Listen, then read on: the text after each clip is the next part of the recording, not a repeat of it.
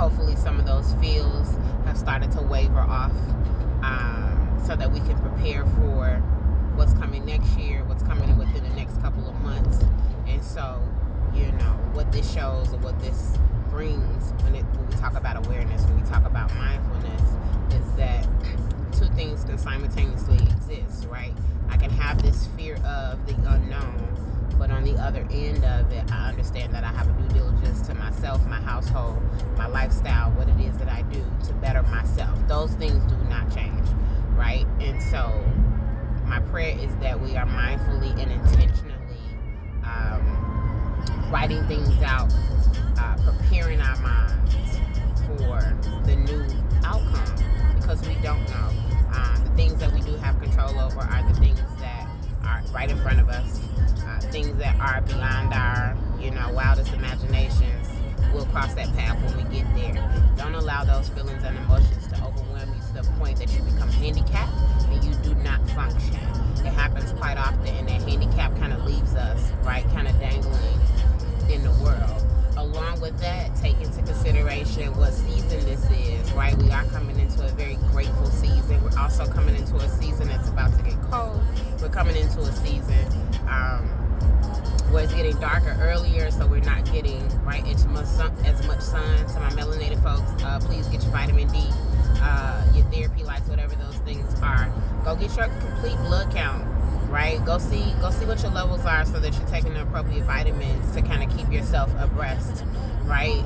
On the other end of that, we are approaching yet again a grateful season, but this season also brings heartache. This season also brings grief. This season also brings mourning. It brings all of these things, right? Missing family members, those that have recently passed, those that have passed before. Make sure that you hold space for that.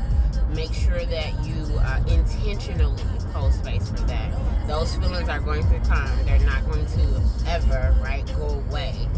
You learn how to manage them accordingly, right? Grief is just what it is. It doesn't mean that we don't accept what has happened. We accept what's happening, but the love that we have for said person or said people still needs to have a space to exist. Because if we act like it doesn't, or we continue to stay so extremely busy and so consumed with the day-to-day, then we tend to not give that the attention that's necessary to give it. Because Thanksgiving, Christmas is going to come around the same time every year. These feelings are never going to go. Add in birthdays, add in big moments that you've had. These things are going to constantly come around. If you are grieving a relationship, no different. If you are grieving a friendship, no different. Please hold space for those things. Hold space for them. It's necessary. It's necessary for your evolution.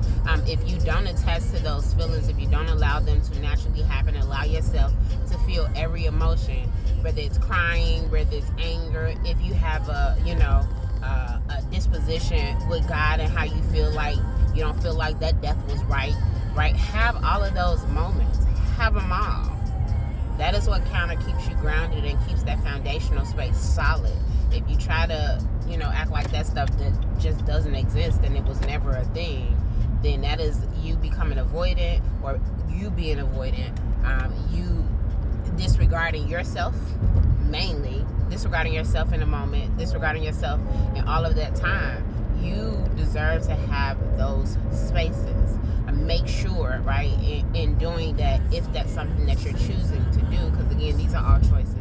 If you're choosing to hold space for yourself in that capacity, I am the person that will say that, to set people around me so that everyone is aware, and it is not me just going away. Those that know you understand, should understand. Those that don't, in some capacity, I don't deem it necessary to share it, but so that, I kind of keep people out of headspaces. We can make up what we think or believe is going on with the person versus actually what's going on.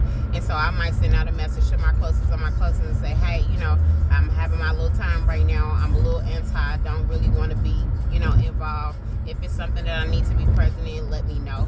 I'll make arrangements. That means I have to intentionally prepare myself. I have to be mindful about when I'm going around, not to kind of consume and bring that type of energy into those spaces. If for whatever reason I don't feel like that I can move past some of that stuff, then I'm not going to come around. I will not exert that energy onto someone or onto a group up, especially for a really joyous occasion or something that should be joyous. I'm not going to do that. Again, that is intentionality. That is mindfulness. How to be present in the moment. Do not assume that people will remember that things have happened in your life. Please take that off the table. We tend to, they should know if life has hit them with some shit, they ain't thinking about your shit in that capacity. Sorry, not sorry.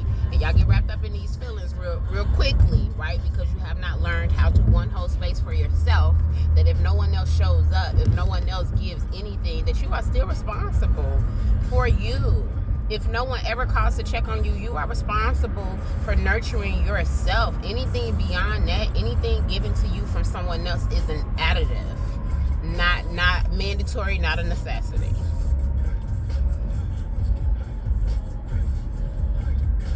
Okay? So please make sure that you all are holding space for yourself. Wow. Lord have mercy. Sorry, y'all. I just saw an accident.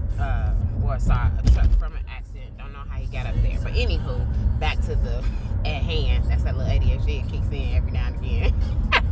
But, right, please make sure that you are holding space for yourself.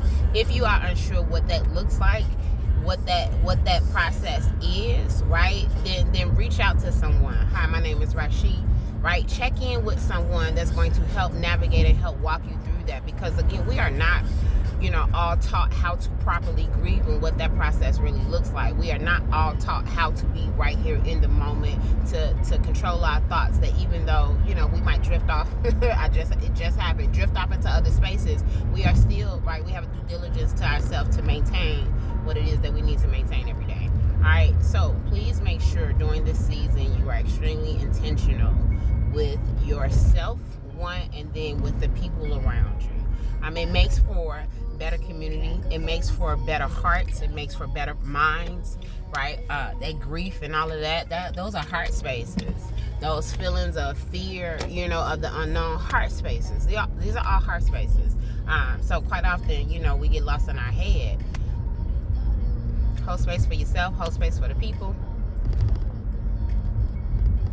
All right, and let's make today and the rest of this year as great as possible, if we can. Again, every day will not be peaches and cream. Every day is not a day that you will remember, right? The mindfulness spaces. I think the biggest part is how we measure, that growth space, how much time it takes us, right, to recover from the next situation. Right, be gentle with yourself. Have that grace about it, that you do not master these spaces. Right, you become very intentional and forward moving in them. That when something does not